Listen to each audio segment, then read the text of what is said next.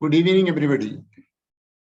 Today, in this Christmas Eve, we have two special guests from US, Mr. Matt Perelstein and Mr. Ray Matias. Mr. Matt is the founder of Eq4Peace, and he is working in it more than 30 years. In India, there are many students practicing Eq4Peace. He is the brand ambassador of Eq4Peace in many countries. Our Jain Namburi sir is one of the brand ambassador of India. Today's topic is about the mental health, that is acceptance. With a great pleasure, I invite both Mr. Matt and Mr. Ray Matias for today's presentation. Over to you, sir. Thank you. Thank you very much for inviting us, Ray. Welcome. Hello, everyone. It's early morning for us in the US, and it's evening for you, so we've got it. We're covered. And it's Christmas Eve here, so it's Christmas Eve. So happy Christmas Eve to everyone. It's an honor to be here on this special day.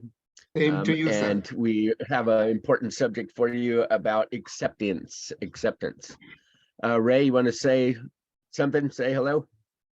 Oh, hello, everybody. Glad to be here. Acceptance is Excellent. kind of the hallmark of Christianity, so it's a perfect day for it. Oh, beautiful. Okay. We have some slides to go through, and I'm going to present some part of it, and then we're going to switch over, and Ray's going to do some of what he has some very profound work for you, and then we'll switch back to mine to sum it up. So give me a thumbs up if you can see my screen. Yes. Oh, yeah. Okay. Thank you, sir.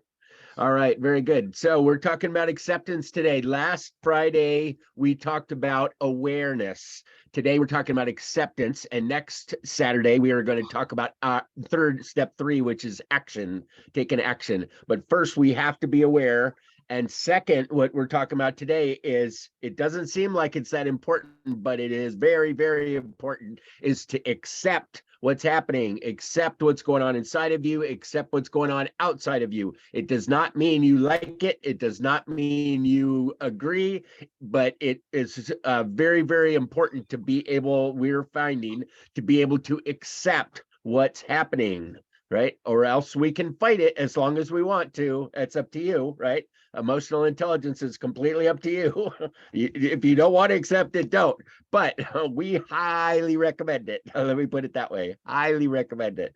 So there are 3 steps, right? Awareness. First, we got to be aware first, right? Ray, you got to know, you got to be able to open your eyes and understand, right? First. Yep. Yep. We talked quite a bit about this last time, and go back and look at the video for it. There's some really good information there. And then we're here. We're on acceptance. So our goal for this whole thing is to teach you some emotional intelligence, which is EQ, we call it. It's the study of ourselves, the study of me, the study of you, and the study of we together. And it's fascinating information. We don't learn about it in schools. We don't talk about it at home.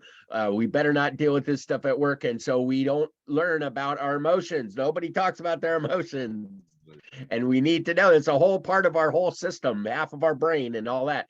And so it's critical information.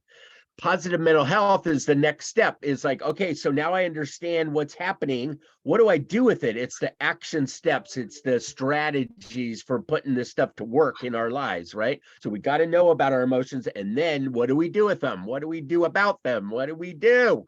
And so that's positive mental health. We don't have to just go down and get back to normal. We can do better. Positive mental health. We can do better because we understand ourselves better.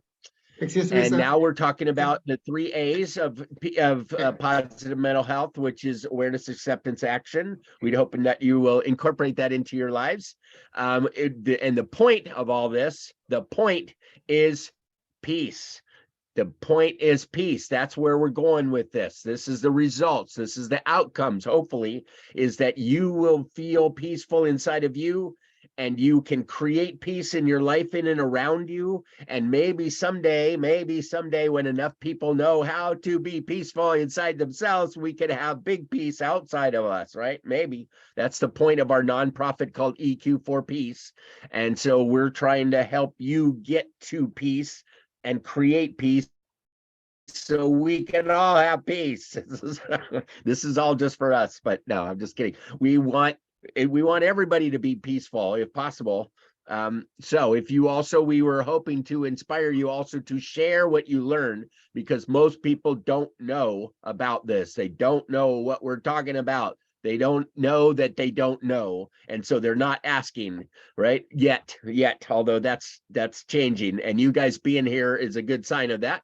And you're being interested in this subject is a good sign of that people are actually trying to find out now. We've got to step 2. 1, you don't know that you don't know. 2 is you find out that you don't know. All right. Then you can find out how to know. And then someday you just know. Right. Those are the 4 steps to learning. So, so some different things we want you to accept. All right. We're hoping to inspire you to accept.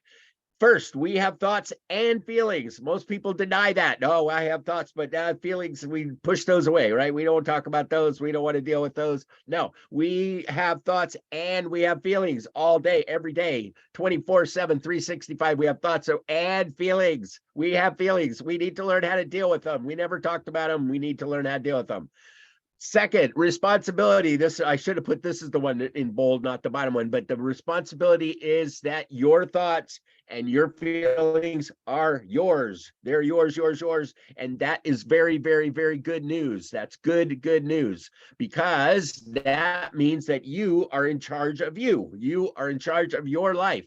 Not them. It's not the pandemic. It's not your boss. It's not your mom. It's not the students. It's not the government. It's you, right? That's good. That's really good. No matter what's happening outside of us, we get to control what happens inside of us, right? That is cool.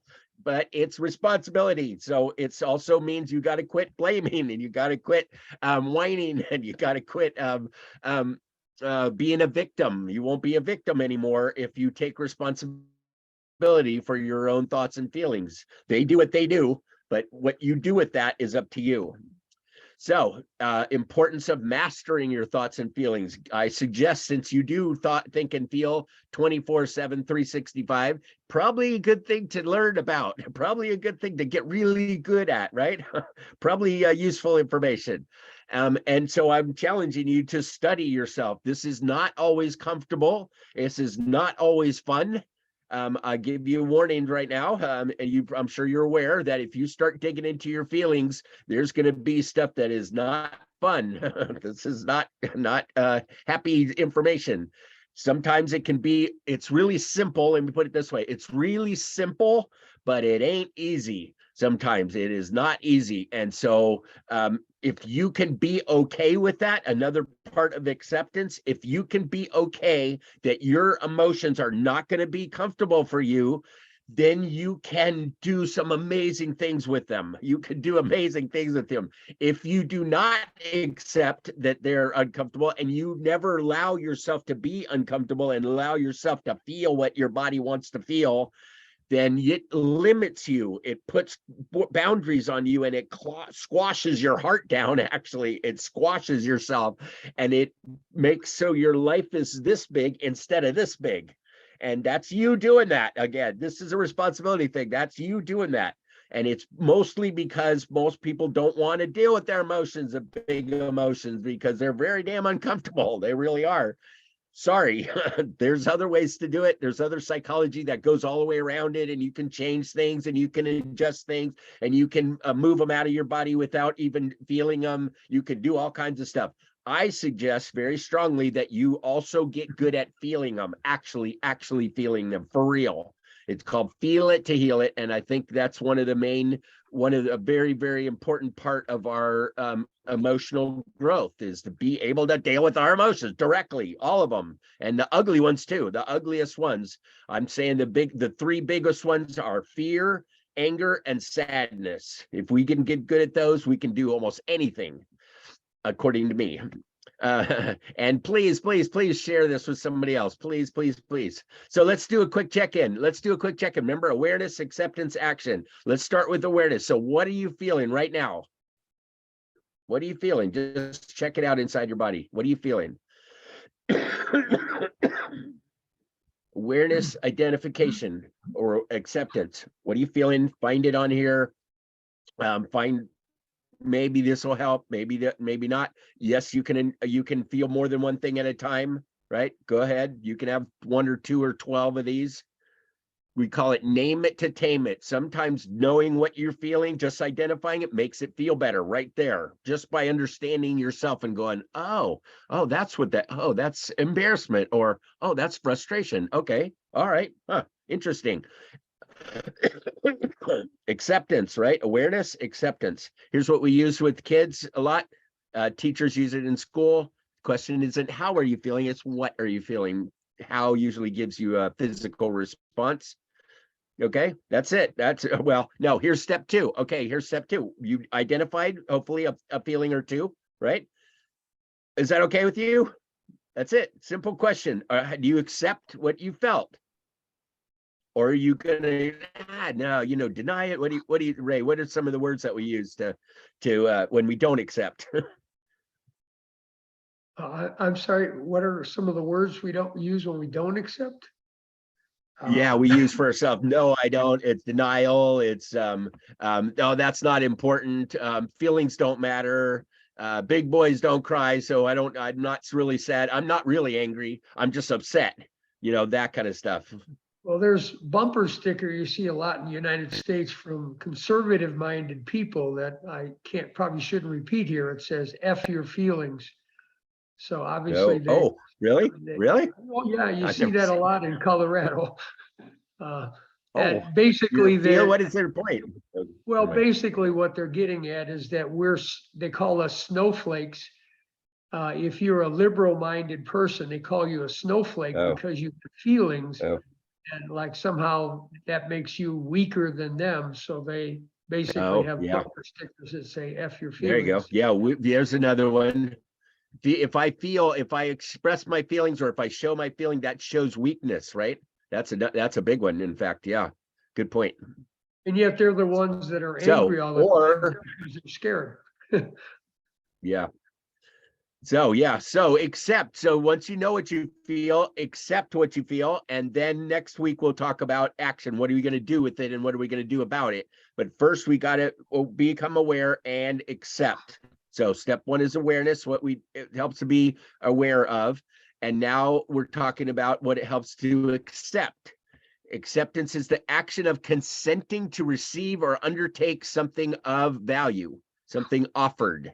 Your body is offering you a ton of information. It's offering you a ton of information. You can accept it or not. Most people don't. Our brain is made up, both sides. This is an exaggeration, but it's pretty cool that we mostly are left brain focused society, that we mostly focus on our left brain, our analytical side, our logical side. That's how we get a job. That's what we talk about at school. That's what we study, et cetera, et cetera. Left brain focused. However, there's a whole other part of us. That we don't really pay much attention to. We don't learn about it in school. And so we now, once you're aware, have to accept some responsibility for learning about this whole side of us that you didn't know about before, right? That's a part of acceptance as well. In human psychology, it's a person's assent to the reality of a situation. This is from Wikipedia. The person's assent to the reality of a situation, recognizing a process or condition without attempting to change it or protest it. Well, actually, you can attempt to change it. You can. That's next That's step 3.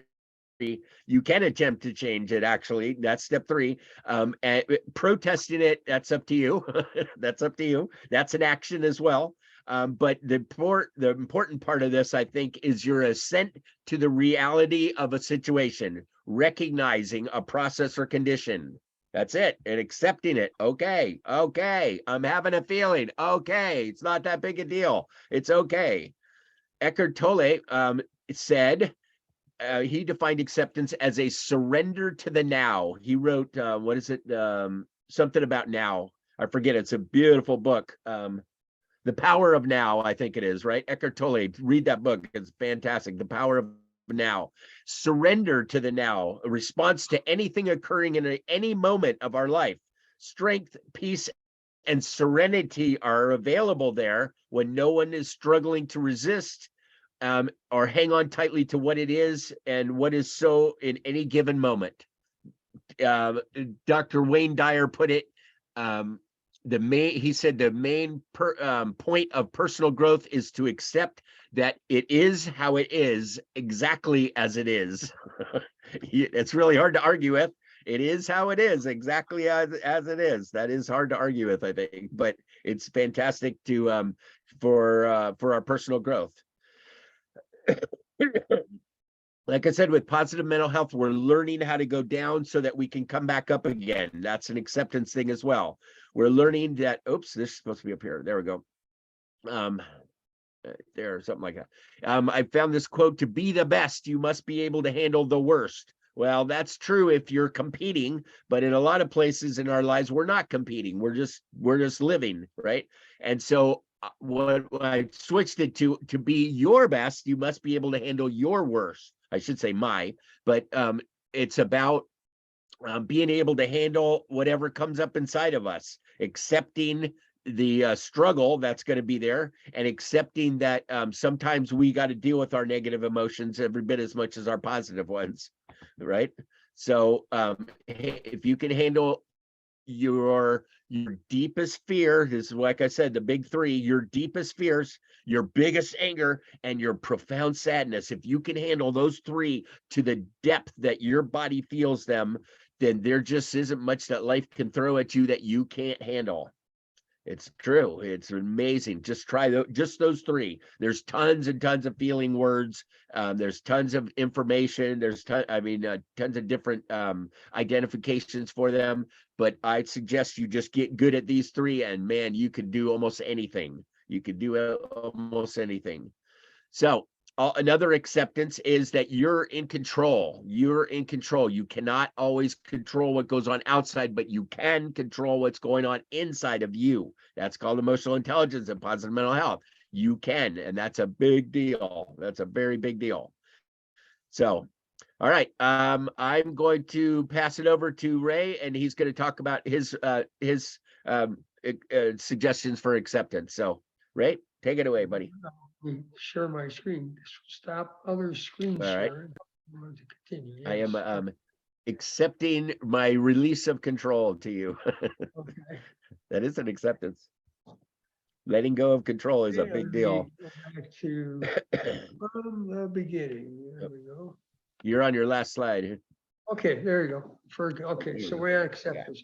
One of the first things we do in rational emotive behavioral therapy, which is REBT, and education, which is REBE, is to encourage clients and students to choose to have what Dr. Ellis called unconditional self-acceptance, or USA.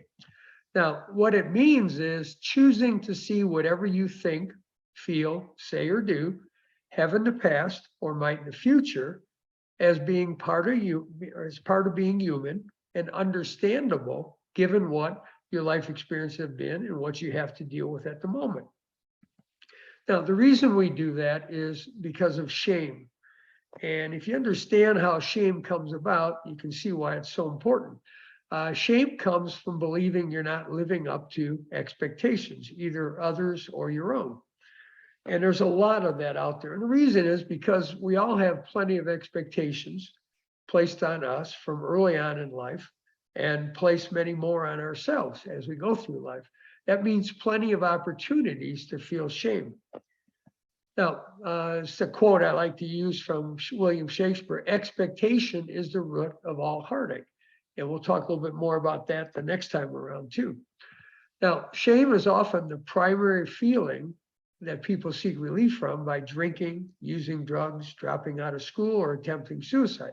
A lot of times people think immediately when they talk about someone committing suicide, they think of depression, but shame is often the real driving force. Now, shame can also cause people to do two other things. One, keep what they think and feel, do, maybe struggle with, or who they are perhaps, like LGBTQ, a secret.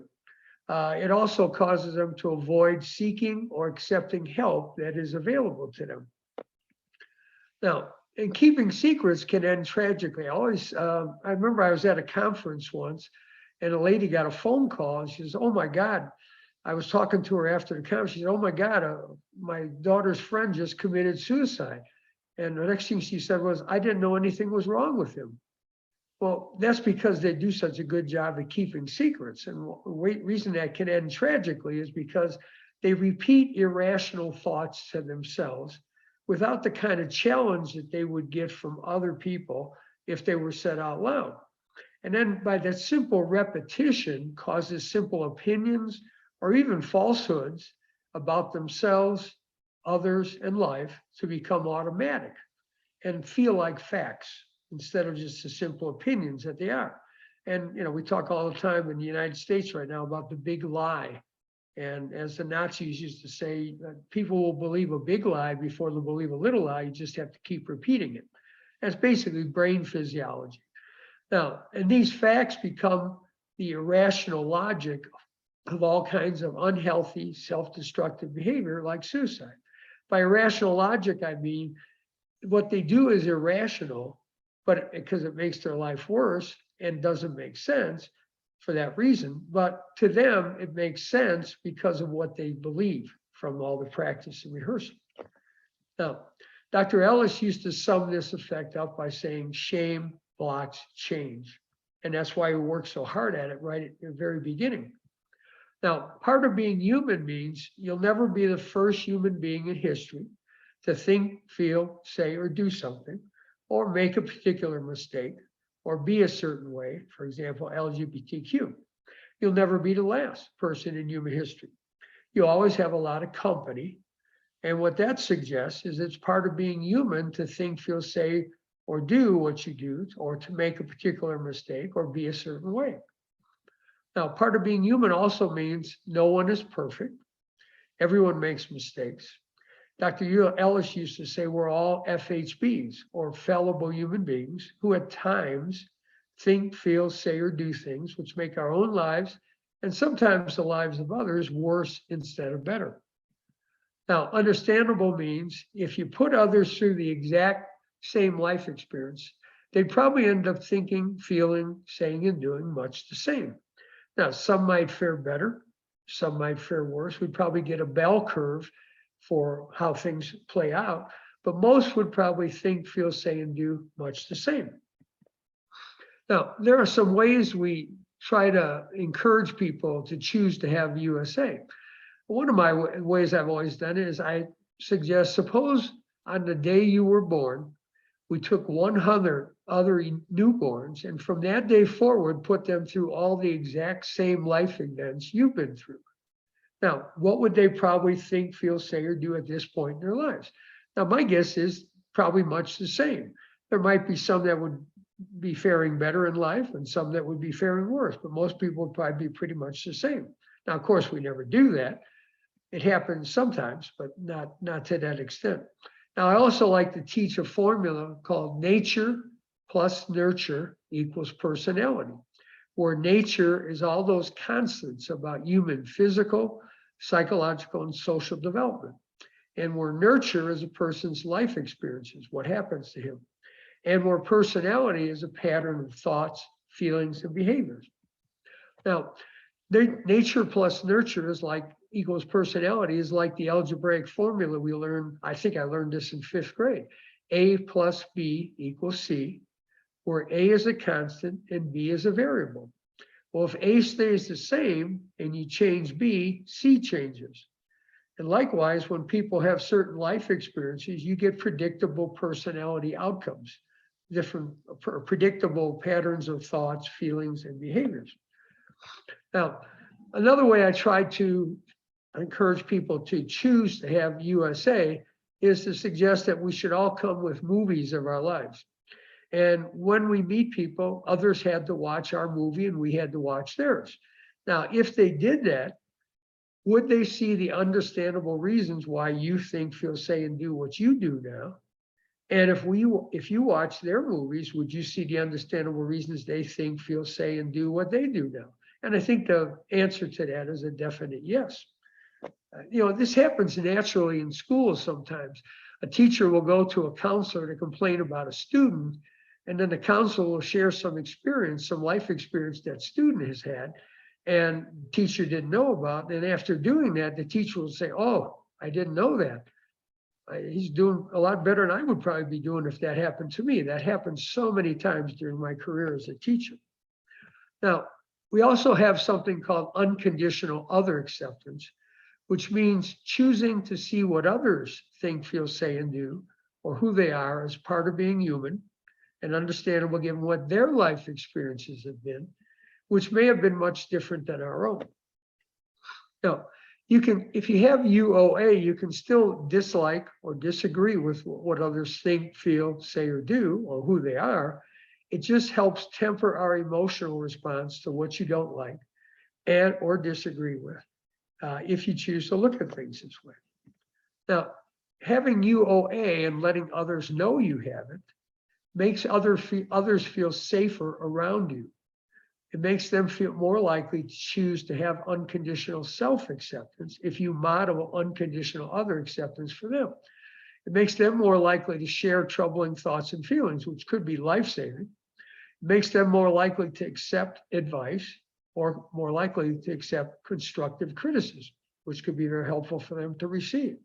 Now, it also makes you a better sibling, a better spouse, a better friend, teacher, a better coworker, or a better teammate if you're in some kind of sport. And it makes you more likely to choose to have USA yourself. Because if you can adopt this way of looking at things for other people, it's just one more way to reinforce looking at yourself the same way. And sometimes people have an easier time with having unconditional other acceptance than they do with having unconditional self-acceptance. Now, when I ran tool time groups, it was one of the first things I used to tell these troubled and troublesome students. I used to say, I'd like you to know something about me. I have something called UOA, and that stands for unconditional other acceptance. And I would explain to them what it meant. And I want to relate a story that I had, one particular story. I started my groups and they added one student to my group that was oppositional defiant. And this student was just fighting with teachers, literally, physically. And he was just really out of control. And he came into the group and he kind of glared at me the whole time because he didn't want to be there. But I made a point of explaining unconditional other acceptance. I made a point of making a lot of eye contact with him. And he never said anything. We went through the whole group. And then finally, at the end of the group, we were packing up. And I was gathering up all my papers. And all of a sudden, I sensed that somebody was on my left shoulder. And I turned around and it was him. And it kind of shocked me because I knew this kid was violent. And I'm like, okay. I said, what's up? And he said, he reached out his hand and he said, Mr. Mathis, I just want to thank you for letting me be in your group. And I was like, okay. I shook his hand and then he walked out. And I doubt that's probably the only time in his life that he probably said thank you to anybody for anything. It was just really shocking. But that all happened just simply because I gave him the permission to be who he was and have the thoughts, feelings that he has that other people don't like. And just by telling him that I had unconditional other acceptance. So I really think the two concepts are very important: unconditional self-acceptance and unconditional other acceptance, which basically means, again, to choose to see what you and others think, feel, say, or do, have in the past or might in the future, as part of being human and understandable given what your life experiences have been. And in case of others, which may have been much different than your own. And that's all I have, man. Matt? I don't know where Matt went. Took a Yep. break. Coming back. All right, here we go. There you go. Still here. Hi, everybody. Yeah, I was just getting some stuff together. So I wanted to sum this up. Thanks, Ray. That was great. USA and U under unconditional other acceptance, UOA, are huge concepts. Accepting yourself is about, and accepting your emotions, in my opinion, accepting your emotions is accepting yourself. It is a big part of accepting who you are. It's kind of to the core level. When you accept your emotions and you accept your thoughts and yourself, that is you accepting yourself. It's really pretty cool. So I'm going to go back to mine to kind of close this up. Here we go.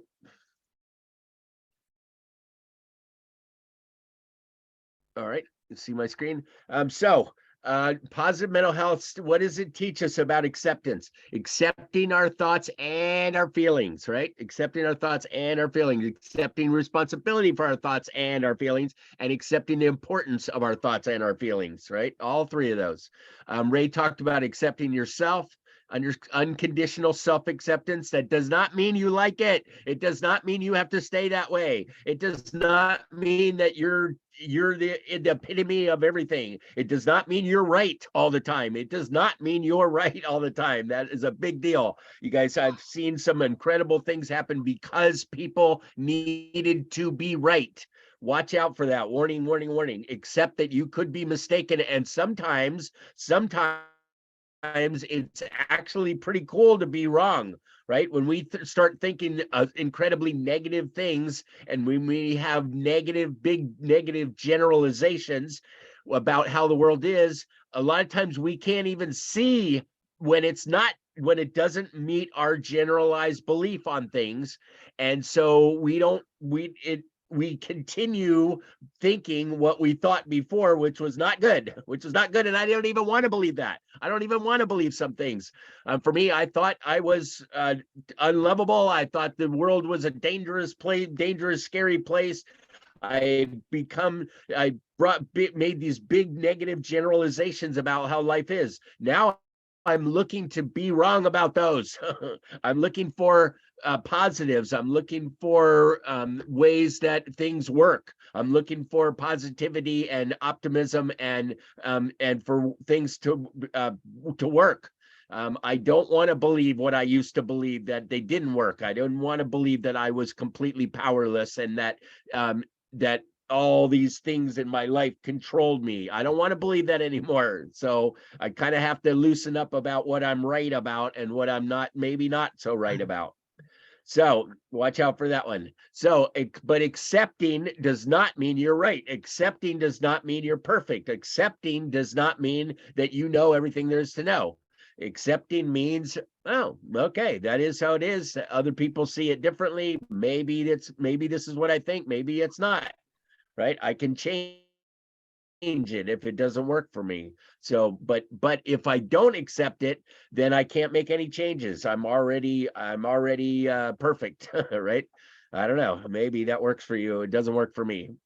And accepting others works for me too. Accepting others unconditionally. I do what Ray does and go, you know what? You're okay with me. Until you prove otherwise, I'm going to assume that you're okay with me. All right. And I start with that. And I call it instant intimacy as well. And it's accepting other people. I can't control you, so I'm going to accept you. I don't necessarily like it, and I don't necessarily want to be around you, but I can accept it. I can accept it at least. We can accept our environment, what's going on inside around us. Like I said earlier, Wayne Dyer said, "It is how it is, exactly as it is." That's a very, very profound statement. Very hard to argue with, but it works. My mentor, Doc Downing, is coming up with a new form of therapy called CABT. That is CBT. You probably heard of CBT. CBT is cognitive behavioral therapy, right? You work on your thoughts, and that will magically fix your feelings, and then you'll behave better. Well, we're saying no. CABT means you do cognitive and affective. We need to deal with both sides. Our thoughts do affect our feelings, but not always. Not always. Sometimes we have to deal with our feelings directly. And if we can accept that, then we can have a balance inside of us. It's not just our thoughts. It's not just CBT. It's CABT, both of them. And so we've got a coming article on Wikipedia on that. We got it in Wiki quotes, a bunch of them just yesterday. And so we're working on that whole methodology and documenting it and researching it, et cetera. We've got some cool papers on it. And it's a wonderful thing. We're adding emotions to our cognition, right? And in therapeutically, it's fantastic work, in my opinion. One of the, it's going to be one of my legacies. I think I didn't write it necessarily. I didn't come up with it, but getting it out into the world is going to be kind of, I feel like, is my gift to the world, is check out your feelings. Check out your feelings. They matter a lot, so much. Please learn about yourself. One of the other things is that accepting that we normally often think the most negative thing first. We think negative first. Doc calls it, his word for that is dirty, rotten, pooty-doo attitude. Dirty, rotten, pooty-doo attitude. That means that you think the most negative thing first. And that's often very interesting, because you go, ooh, and then you go, no, I don't want to think that. I don't want to think that. So now you can think something else, and you can think something else. You can. And that's, a lot of people don't know that. It's that when you can think something and you go, I don't like that thought. That's not going to work for me. I'm putting that one away. Here's what I would rather think. And I replace it with something else. I don't replace it. Actually, I follow it up and overwrite it. And, I guess you kind of replace it, but you move that one aside, and this is the one I'm going to focus on, right? So anyway, we get to control our thoughts. We get to control our feelings, and a lot of times they're negative first, and we can adjust those to be more positive. I call it purposefully positive. That's tough to say. Purposeful positivity. Accept your generalizations. A lot of times we have generalizations about how life is, how people are, how the world is, how men are, how women are, blah, blah, blah, blah, blah, blah, blah. The joke about that is all generalizations are wrong. Think about that. All generalizations are wrong. No, they're not, but we do need some. We need to be able to sum things up to make some sense out of ourselves and our life, but they are not necessarily always true, and they are not necessarily everybody all the time. So watch out for that. Watch out for that. And then accept ourselves and our triggers and our hot spots, our weaknesses, our issues, your stuff that what fires up your emotions, what subjects or what people or what events get you fired up. What's going on there? Let's go work on that stuff. You might need some work on those, right? But knowing yourself and knowing what your triggers are and your hot spots is critical to success and happiness and peace, as it turns out, and peace. And so you know yourself, you can manage yourself. Pretty cool, right? Part of acceptance also is assessing yourself, is to accept how you are, kind of how you are. In some, we have natural born personality traits. Try doing the Myers-Briggs personality inventory. It's incredibly informative. There's 16 personality squares, and you fit into one of them, and man, it sure makes your life make sense. It makes your life make a lot of sense. 6 Seconds has a brain profile, also helps how you think, whether you're a feeling person or a thinking person, that kind of thing. It's very, very informative. And if you can accept that, then you can do better. Accept your past. These are 2 quizzes on your past. ACEs are adverse childhood experiences. Adverse being bad. These are some bad things that happened to you. There's 10 or 15 yes or no questions that ask some really hard stuff about what happened in your past. And you accept that is because it is how it is, right? It is how it is how it was actually. And there's things that it's still affecting you. I guarantee it. And in the present, if you learn some stuff about your past. So here's a cool way to do that. PCEs are positive childhood experiences, positive, good stuff that happened to you. I just recently got turned on to this. I've been studying ACEs for a long time, but just found out about the PCEs. And so learn about how some positive stuff that happened to you also and how that affects you. It's pretty cool, actually. Then accepting part of your present. This 7Q is my thing. It's just 7 questions about how you deal with emotions now. And then Harvey Duschendorf, he's a very popular writer for Fast Company and has some books. He's on our team. And he has an EI quiz of 15 questions. He calls it the other kind of smart, right? Emotional intelligence, the other kind of smart. You can be smart with your heart. You can be smart with your feelings.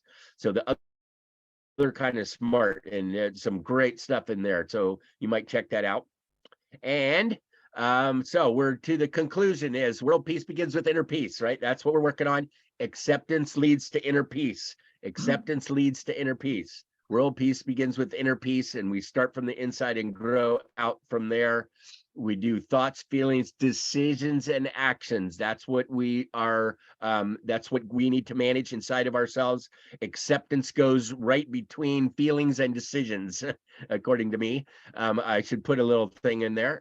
Thought, we have thoughts and feelings, and then we accept them or not, and then we can make decisions on them. But if we don't accept them, look out, right? Warning, warning. So sum this up. Awareness is first. Awareness is first.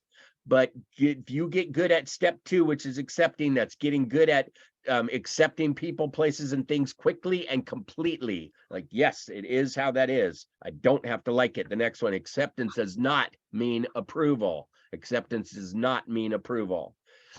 Study yourself, study you, study others, study about this. It's a fantastic information, and share what you learn, please, and take some conscious steps. We'll talk about this next time in action steps, about some things you can do to help create peace in your life and around you. And if you do it consciously, then that's you taking charge of you. So all right. Thank you for listening. Happy to answer any questions. Ray, thanks for your help. Pass this on, please. Yes, thank you. Thank you, both of you. Thank you, Mr. Matt and Mr. Ray Matias, for taking a class for us about acceptance. And it's a fantastic, wonderful class. And I expect some feedbacks from the participants. First, Dr. Venugopal sir. Dr. Venugopal sir, please. Okay, Ray and Matt, as always, the presentation contents were quite interesting and insightful. And in Kerala, that is the state in Kerala, in India, that is you are right about that shame. That shame is the one which leads to drinking. You mentioned that the shame leads to drinking, and drinking is a big problem in Kerala. Kerala, that is either the number 1 or number 2 or number 3 state with a drinking problem. And plenty of people, they die from the consequences of drinking and all the other problems. That is because, I agree with you, that is because of that shame, that is their failure to live up to the expectations of their own expectations, unrealistic, and expectations that were thrust upon them by the family and the society. So that is a real issue. Then the shame again, you know, that is in India also, as well as in USA. The politicians also, because of the feelings of shame, they refuse to accept the verdict they lose in the election, they blame on the electronic voting machine in India. They are not willing to accept. I lost. And they deal with that one. The same thing in USA, you know, the former president, that January 6th rioting, everything, because he was unwilling to accept. That failure to accept, and that is there. It is a very common problem. And I agree with you. That is first you must do study yourself. That is the hardest thing. That is a self, that one is the most difficult.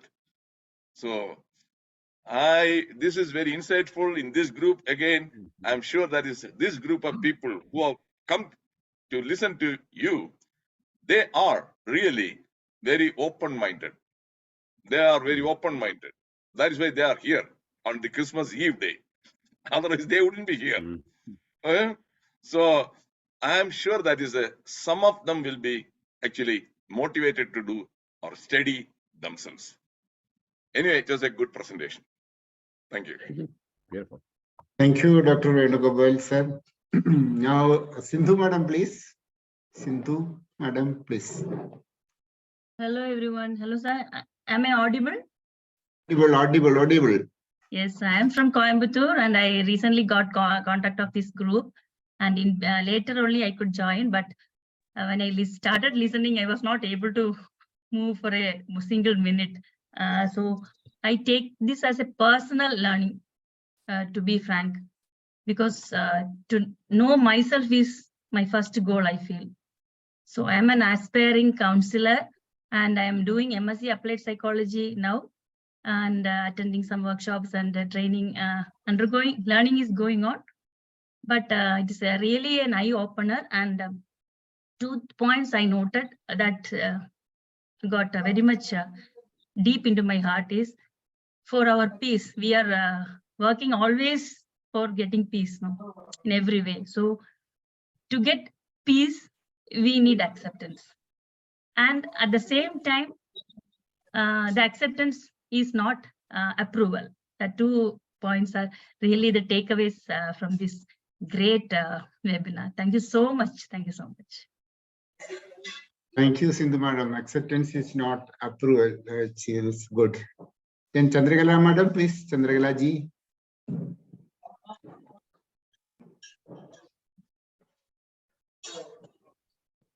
Chandragala, madam, can you hear me?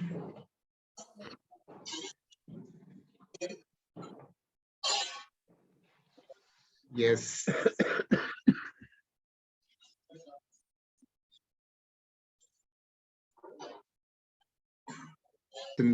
Chandragala, madam.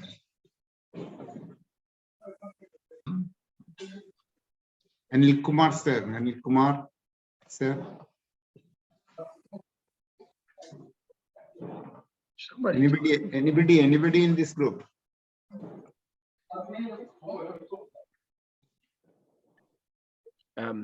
Actually, Dr. R, you mentioned about expectations. Yeah. Okay. Ray has a great quote on that, don't you, for Shakespeare about expectations? Expectations are the root of all heartache. Yeah.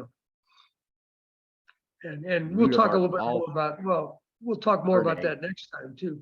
Just that people everybody has the right to want whatever they want. What the mistake people make is to start to demand what they simply desire, either of themselves, others in life, which then creates a bigger gap between their expectations and reality. And that creates a bigger perceived threat. And that bigger perceived threat, that automatically taps you into the response to generate emotion, because that's what emotion, you're hardwired to generate emotion in response to threats. So by demanding of yourself, others in life, what you simply desire, you end up creating a much bigger perceived threat and triggering a lot of unnecessary emotion, which is the beginning of the problem. So if we can keep people, Ray, I would like to share in this context one more thing. That is in India, again in India, especially, again and again, I'm referring to my state, Kerala. The parents put a lot of unnecessary expectations on their children. They want them to become doctors or engineers, and they put all pressure. And when they are not able to live up to their expectations, many children, they commit suicide. Recently, in another coaching center, 3 students committed suicide on the same day because of this shame. They are not able to. The parental pressure. That is a reality, ugly truth. This is not happening in USA. In USA, they don't put any pressure on their children to become doctors and engineers. I know here. But unfortunately, that is what in India. They don't let them live up to their skills, talents, and so most of these parents are, without even realizing, they are murderers. They are murdering their own children. That is a fact. The suicide rate is higher in college students, which that's why, because of the expectations. You know, people who go to college are more likely to have higher expectations of themselves, perhaps because of what other people expected of them, than people who don't go to college. So it's not you know, one of the things I wanted to mention is, remember when we used to take math and we used to do fractions, they talk about reducing things down to the least common denominators.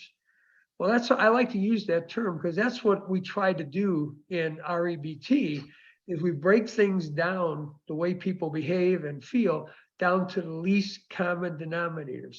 And one of those least common denominators is shame. And the least common, the cause of it, the least common denominator, is that it comes from just simply not believing you're not living up to expectations. So if you can break everything down to the least common denominators and target those and address those, then technically you should be taking care of all kinds of things, because that's like the root of all the problems. So if you deal with the root of all the problems, you solve all kinds of problems at the same time. And Matt, you are right about that. That fear, anger, sadness. Many people, especially men, they suppress those 3 emotions. They don't express their fear. They don't express their anger openly. And especially in the USA, you cannot express anger because they will immediately send you to the anger management, the training. Then that will go into your record. So I know that is many people, they are afraid to even express their anger. Anger is a natural emotion. So when it is not, they are not able to. That is why one of the reasons I find that suddenly one fine morning, one guy, the post office employee, he comes with a gun and he shoots a supervisor and 3 other people. That is that suppressed anger.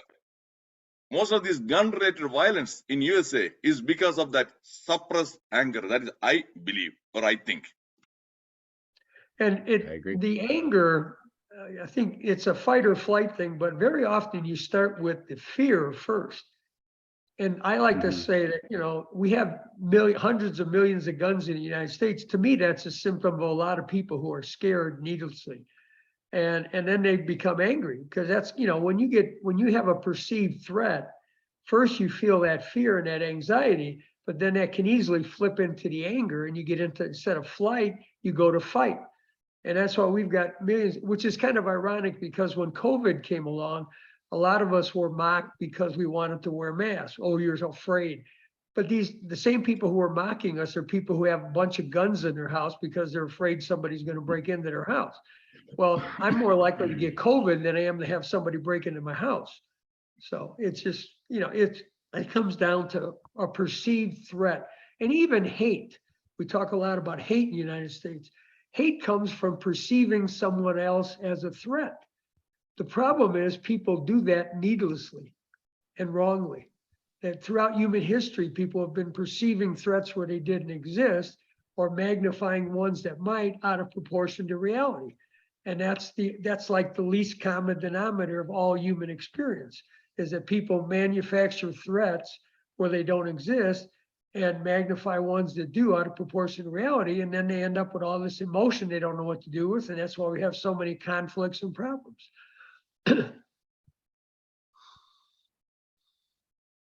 Right on. Yep. And, by the way, go ahead. I was going to say, when we're talking about unconditional self-acceptance, I want to make note of one little concern with that. I have unconditional self-acceptance, but sometimes my wife doesn't like that, okay? because very often people will try to shame you into doing what they want and acting the way. And if you have unconditional self-acceptance, that can be very frustrating for them. They can make themselves very angry because like you're not going along with their shame they want you to feel. I'm okay with that. I'm a fallible human being. I can live with that. And they can't. So that it does sometimes work out well with spouses and other people. So shame's not usually given to you. And yeah, the suicide rate is skyrocketing all over the world for different reasons, right? They have different thought processes as far as we know before they do this, but so there's different symptoms, but the issue is the same and the conclusion is the same. And it's very, very sad. And to me, that is the ultimate of people not knowing how to deal with their thoughts and their feelings, is when they say, that's it, I can't take this anymore. And that's one thing that they do often say, I guess, is I can't take this, not I won't, but I can't. And it's going to continue or whatever. I don't know what goes on in their head. Nobody knows. But it is the ultimate of not knowing how to deal with your thoughts and feelings. And it is your decision, I guess. But they say, okay, I'm out of here. I can't take this anymore. Our little dinky town, we have 7,000 people in our town. I know 7 people are gone now. 7, that's in the last couple of years since COVID. It's unreal. Never before. I've got a graph about graphs on those, or they go whap like that for the last 2 years. See, that's why I think it's so important to talk about when I talked about people keeping secrets and how that works against them.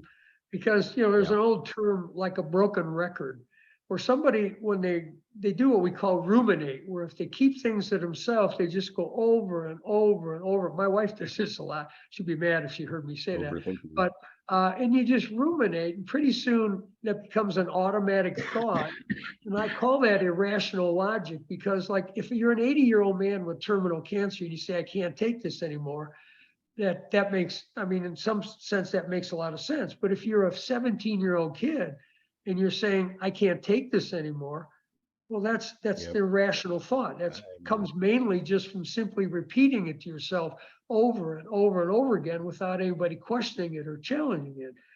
And that's the process. So I think we can understand the process that people do. And that's why it's so important to get them to verbalize things and let us know what's going on inside your head so we can challenge it in a tactful but assertive way. When we don't challenge it, then it just creates a life of its own, and it starts to feel like a fact instead of a simple opinion.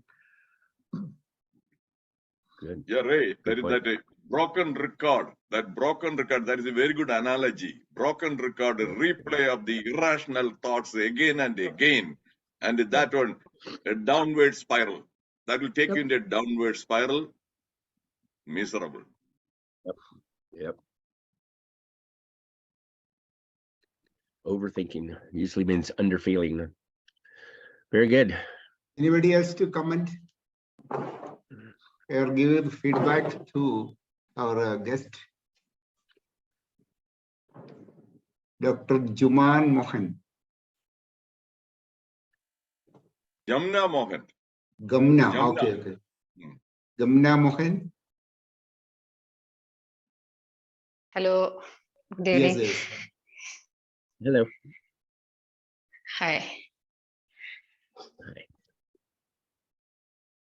Since I'm a doctor and practicing, so on and off, I cannot completely hear your class, but I will catch it from the YouTube, of course. And the things I listened was very good, and I accept it. So good. You accept. Dr. Jamna Perfect. Mohan, Beautiful. Yeah. Dr. Jamna Mohan, what kind of a medicine do you practice? Is it allopathy? I'm a homeopathic doctor. Is it possible for you to turn on your video? Let us see. Okay. We know the name. Okay. Please wait.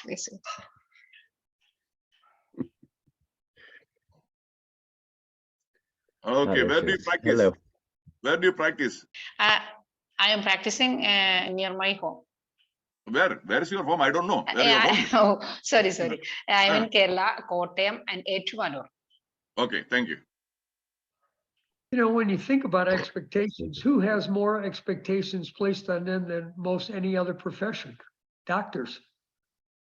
People come expecting you to save their lives and help them, you know. Yeah. And that's why I think, you know, doctors could struggle a lot too if they don't learn to manage those expectations of themselves.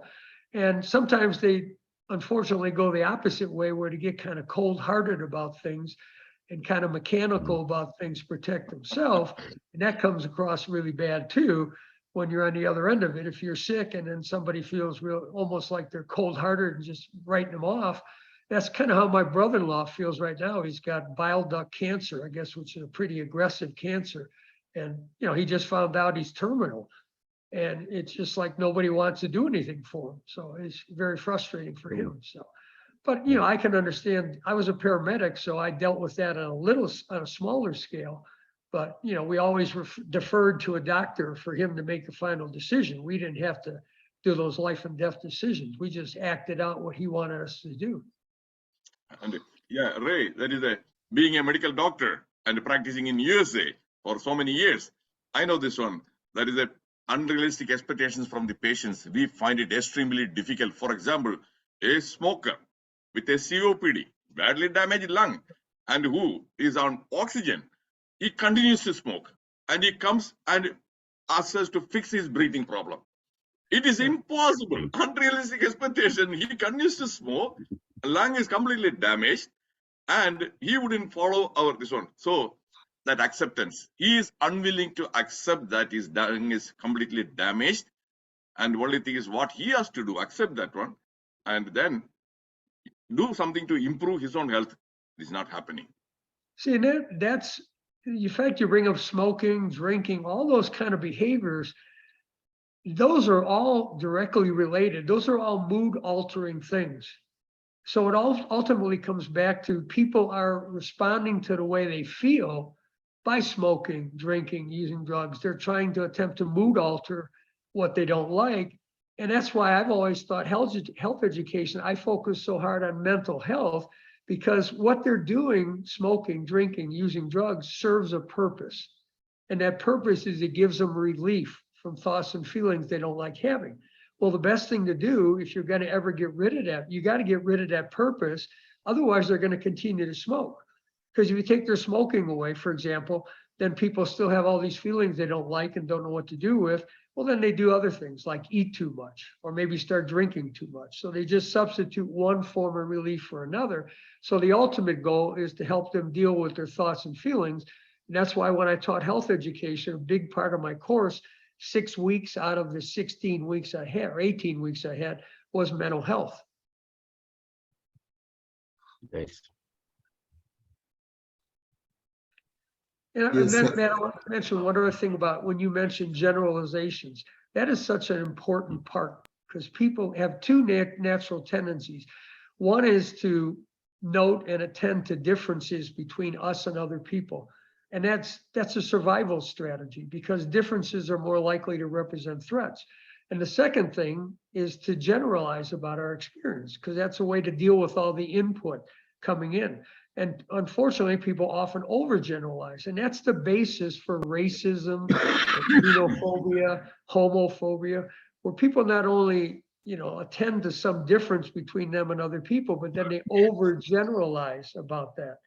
And that, you know, it's like saying, you know, this group has some bad apples, so the whole group is bad. And this, you know, this person's part of that group, so he must be a bad apple. So there's two generalizations there. And that's really the basis. And I think a couple of things I think a least common denominator we have to teach everyone, which you were talking about in one slide.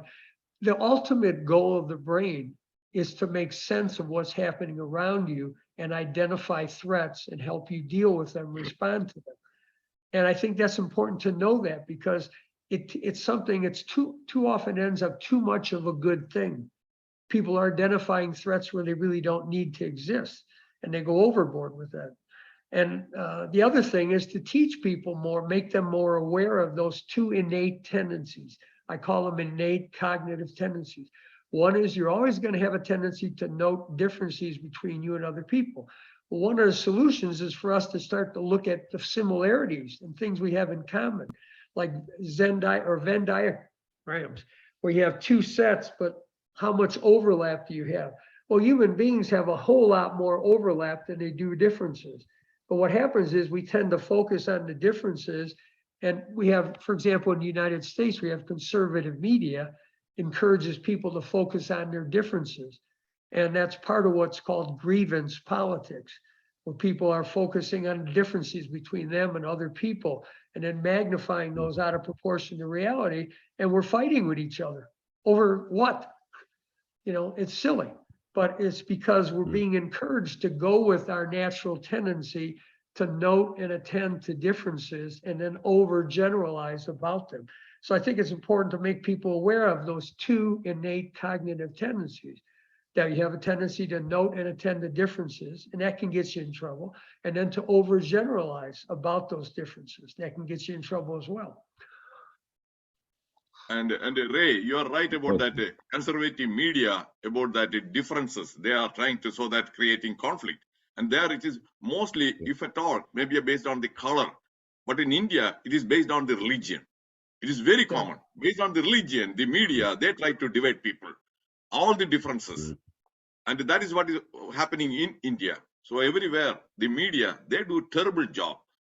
For them, sensationalize everything. They don't want to live, make the people live in peace. Matt wants everybody inner peace and the world peace. It is not going to happen as long as we get rid of this media. Okay, the media people, they won't let anybody to live in peace. That is the main thing. That's a good point, and I'm sorry to say you're right. And I hadn't thought of that before, but you're absolutely right. Wow.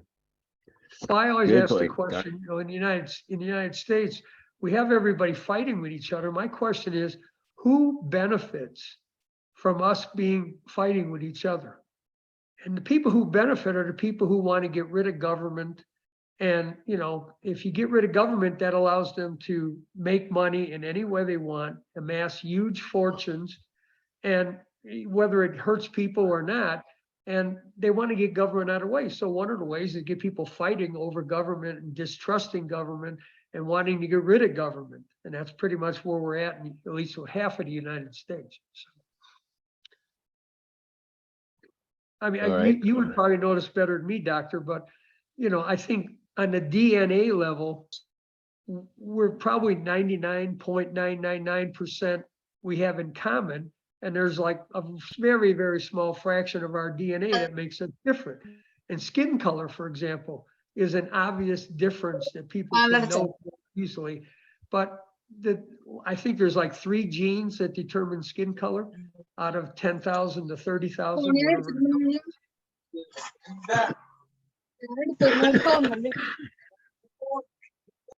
Madam, please mute. I muted her. Well, Anybody else to comment? Anybody?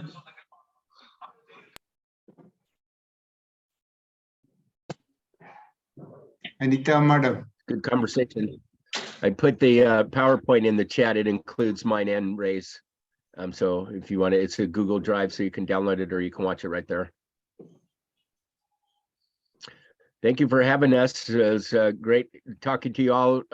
We will see you again on next Saturday on New Year's Eve. We're doing from Christmas Eve and New Year's Eve. So we're right before some big events, which is cool. So hopefully that means a change in things. Hopefully. Thank you all for being so supportive and attentive. And I hope you can take this information with you and use it in your life and share it with others. Dr. Radier, thank you for your input. Sir, thank you for having us. Always be simple enough to be Love good. being here. On Be behalf simple of enough, sir, we can conclude, sir. We can conclude. Am I conclude? Thank you for the wonderful class. My name is Alpha. Yeah. Hi, Alpha. Thank you. Thank you. Thank you for the thank yous. Very wonderful section. The concept is very good. We must accept ourselves in the same way. Also, we must accept others also.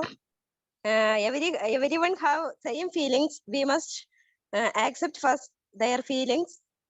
Then only we can improve our every profession also. Okay, sir. Thank you, sir. Very good presentation. Thank you, Arina, madam. Ramachandran, sir. Ramachandran.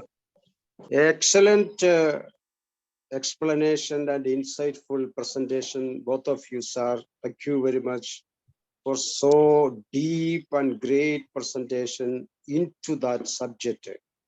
Can I just ask you a small clarification or some supplement like that? See, now, without understanding ourselves, we cannot change anything. That is, even in any case like that, in the disease or whatever it is, the mental problem, physical problem, first we need to understand it, then accept it, then we have to think about the solution. That the right way is there. Now, most of the cases we were discussing and you were explaining about the emotional and all these mental exercises, changing the thoughts, the thought patterns, and all that one. I just wanted to ask you one small, slightly like that, any study like that one. It is like that, it's not that much easy for a common man to change the thoughts pattern until we go for a technically some kind of seminar or some guru or something like that. A Soman guy, it is difficult. So do you think like that, along with the changing like that, the thought patterns, do you have some other things which we can complement, like the exercises, yoga, meditation, something like that, where we believe like that, the thoughts patterns and the past, which is not only in the brain, but maybe it is 90 to 95% it is in the body itself. So doing some kind of exercises or yoga, maybe we can change that pattern, or even the meditation, the mentally comes. Do you have some other suggestions which we, what we are presuming it is right or wrong, or what is your support or your comments on that one? Thank you very much, dear sir. I like to talk about ruts in the brain.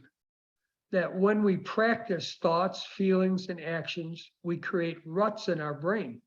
And those ruts are just like ruts in a dirt road. If you've ever ridden down a dirt road, your tires easily slip into those ruts and it's hard to get out of them and stay out of them. Well, that's what happens in the brain, figuratively. And so part of what you have to do is recognize that once you create those ruts, you can't ever get rid of them. What you have to do is create new ruts. Just like cities build new streets that give people alternative ways to go where they want to go. And hopefully those will be better ways and more effective ways to get where you want to go.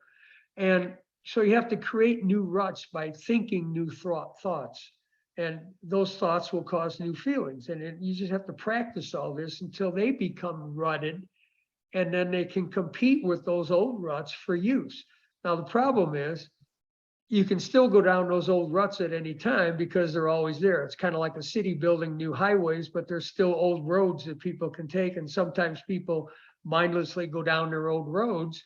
And then you have a choice to either keep going down that road or stop, turn around, go back to the junction and take the new way, or promise that yourself that the next time I'm not going that way, I'm going to go my new way.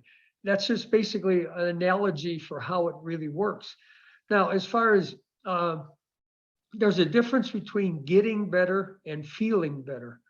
And there's a lot of ways to temporarily feel better. For example, yoga and meditation, what they temporarily do is give you a break from the thoughts and feelings that make you, or the thoughts that make you feel bad, or the events in your life that make you feel bad. They give you a little time out. But the problem is, once you're done doing those exercises, you often come back and those events are waiting for you, if only in your own mind. And those thoughts that you have about those events return, and then the feelings come back. So it's kind of like OTC products, over-the-counter products for the symptoms of colds and flu. You take those, you feel good as long as they're in your bloodstream. But once they go away, the symptoms come back because the virus is still there. You haven't done anything about the cause of your feelings, the virus, unless you take an antiviral.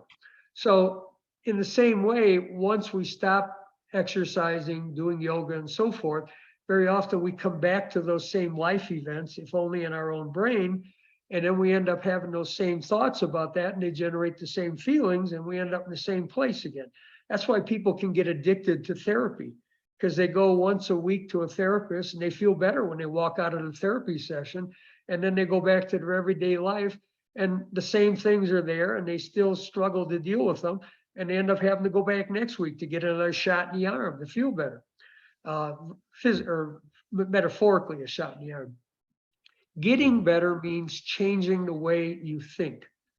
And that's the only way to get, well, getting better means reducing the frequency, intensity, and duration of emotions that you're troubled by. So the only way to get better is to change the way you think. And the only way to change the way you think is to practice new thoughts and new ways of thinking about things, just like you practiced those old unhelpful thoughts originally. And that's what we're going to talk about next time, the process that Dr. Ellis came up with, the A, B, C, D steps. And part of that process is what he called disputing, where you practice a question in response to an automatic thought you have. For example, if you say, they have to do what I tell them to, I might say, why do they have to? They have to, or you just want them to. And you have to practice responding to that thought with that question so it becomes automatic. And pretty soon it acts like grammar check on a computer, where as soon as you type something, no, that's not right. No, that's not right. So it becomes automatic to question your own automatic and irrational thoughts. And that's the process. It just takes practice. Like anything else, it takes practice. And you want to create those ruts, new ruts. Ruts can be helpful or unhelpful things to have. You know, most of us can do math in our head because we have the helpful rut of, we practice many times the multiplication tables, the addition tables, subtraction tables. So we can do that in our heads. And kids nowadays, they don't have them do that, so they can't do that in their head. They have to go to a computer or something. So it's like anything else, you have to practice new ways of thinking in order to get better. So. Yeah, I would like to share a couple of my thoughts. Before that, I would like to ask a couple of questions to Mr. Pillai. Mr. Pillai, are you we don't know anything about you. Are you a yoga practitioner? Are you, what do you do, Mr. Pillai? Yes, sir. I do yoga and a practitioner, as well as I just give whatever it is with me to others also. Okay, thank you. Now, Ray, that is you have, that is explained that one very well. I'm really impressed about that one. And you say that is okay, that is feeling better and getting better, that difference. That is feeling better, that over the counter, that pill, when you take, and you feel better, but the virus is still there, or the bacteria, it is still there. The same way, the yoga and meditation, they make you feel better, but they are not dealing with the root cause. Until and unless the root cause is the thought. And unless you deal with that thought and come out from that rut to a new this one, you are not going to get better. That is what I have been all along. For the past 35 years, I have been telling people, yoga is and meditation. Suppose you are in financial problems. You are unemployed right now. You have no money to pay the mortgage. You are stressed. All your thoughts and everything, feelings. Yoga and meditation, they are not going to dissolve that one. You have to deal with the root cause. But many people, they don't deal with the root cause. They try for something else to feel better temporarily. That is the point. I agree with you. Thank you. I like to use another metaphor. If you know anything about American football, you know, where everybody bumps heads together, they have both an offensive and defensive game plan. If you go into a game with just an offensive game plan, you're going to get blown out because the defense is going to beat you down. So you have to have a defensive game as well to combat what they're going to do when they run the ball, when they have the ball and they run the plays. You have to way to defend against them. Well, that's how you have to do it too. Advice is like an offensive game plan. It's good ways of thinking or ways you should do things, which is fine to give people advice. But you also need a defensive game plan to defend against those automatic, irrational thoughts you have. Dr. David Amen calls them automatic negative thoughts. And he says people have ant problems and you need an anteater. Well, an anteater is a defensive game plan. So you have to, that's what Ellis does in his ABCD steps. Step D is disputing, which is questioning and challenging your automatic irrational thoughts. And that's, I always say, you have to have an offensive game plan, which is giving people advice, good advice, helpful advice, information, but you also have to have a defensive game plan to defend against those automatic irrational beliefs. For example, I teach sex ed. We tell kids to do all kinds of things, ways to handle their sexual part of their lives. But what we don't do is sometimes give them a defensive game plan against all those automatic irrational thoughts they might have about themselves, others, life, and sex that cause them to make those mistakes. So we have to go after those too. We have to identify those irrational thoughts they might have and teach them how to defend against those thoughts. Just like we teach a football player how to defend against what the other team's going to do when they run the ball. If they're going to do this, here's what you do. And we have to teach them that, and then we have to have them practice that enough where it becomes automatic. So we need both an offensive game plan and a defensive game plan. I'd like to say just one thing briefly to Mr. Pillai. That was a good question, and I agree with you that people more educated and have more resources, have more open more to more information and more ways of thinking. What I also think, though, is that most people, unfortunately, don't even know that A, that they have thoughts and feelings, A, and B, they don't know that they can change them if they're not working for them. That does not require a lot of education. It does not take money. It does not take much of anything except for the awareness to know that you can change them if they're not working for you. And that, to me, is the start of the whole thing. That's one of the reasons I'm jumping up and down about this awareness and acceptance of what's happening and the ability to change it. So that's why I've always believed we really should, in my mind, be teaching all our young people those least common denominators about human experience, the ways people think and how their brain works, what their brain is there for, like to perceive threats, and then those innate cognitive tendencies, and teach them how to deal with thoughts and feelings that come up, because they do. And we need to do those least common denominators, and we don't. Education doesn't do that, at least in the United States. It seems like in India, more people are interested in that than in the United States. Because everybody has this phobia about you're trying to do therapy in my head, in my classroom or with my kid. No, we're just trying to teach them. We teach everybody all kinds of formulas for how life works in every other way. Science, math, English, everything in language. Yeah. And how to use that knowledge to their advantage. And then we neglect to teach them some simple formulas for how life works. For example, event, thought, feelings, and behavior. A simple formula like A plus B equals C, analysis. We don't do that. And then we wonder why they struggle so much. But we're not trying to mess with their heads. We're just trying to teach them how to manage their own head. And that's why education can be very, very therapeutic. But for some reason, we've never gone there. Teachers, for example, are not trained to deal with that kind of stuff in themselves, let alone teach kids how to do it. They're taught subject matter. And in some ways, that's because at college levels, the best instructor is considered to be the one who knows the most about his subject matter. So therefore, that gets passed down to teachers at the lower level, where you have to know more about your subject matter. But you've got to have kids in the right mental and emotional place in order to be ready, willing, and able to learn. And we don't teach people how to help kids get there. So it doesn't matter how much you know about your subject if you can't help that kid get in the right mental and emotional place to be able to learn. I'm done. I'll get off my soapbox. Thank you very much, sir, for the fine and deeper explanation. Though I don't agree completely with some kind of arguments about the yoga and the meditation, that's a different subject and we need to discuss furthermore. As it is in the peripheral level, it's not going to the deeper level. It's a temporary release. And all this concept, it is still, I think there is a room for further discussion and agreement and disagreement. But it was great that you explained it very fine, very greatly and deeply. I'm very thankful to you, both of you, and the gentleman who asked me about what I am doing with that. In that case also, I don't agree with fully his arguments, but it's not the time for further discussion on this subject.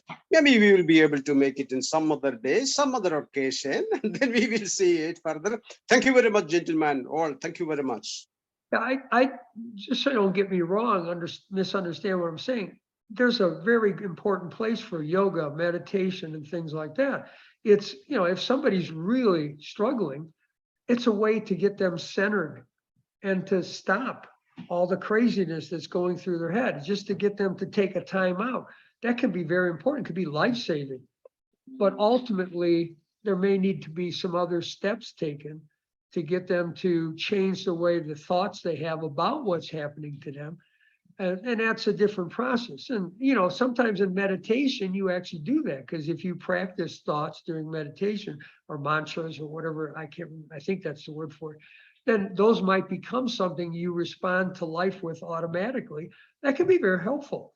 So no, I'm not knocking in any way yoga. I'm just saying there are some limits to those. And sometimes you have to go a little bit further and target the exact thoughts somebody's having in order to get better, which means permanently do that.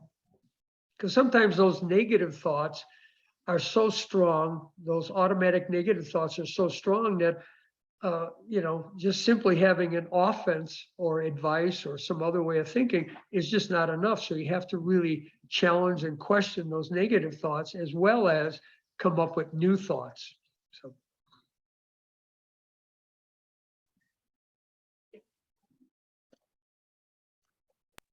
Thank you. Anybody else? Roy sir, please. Roy sir.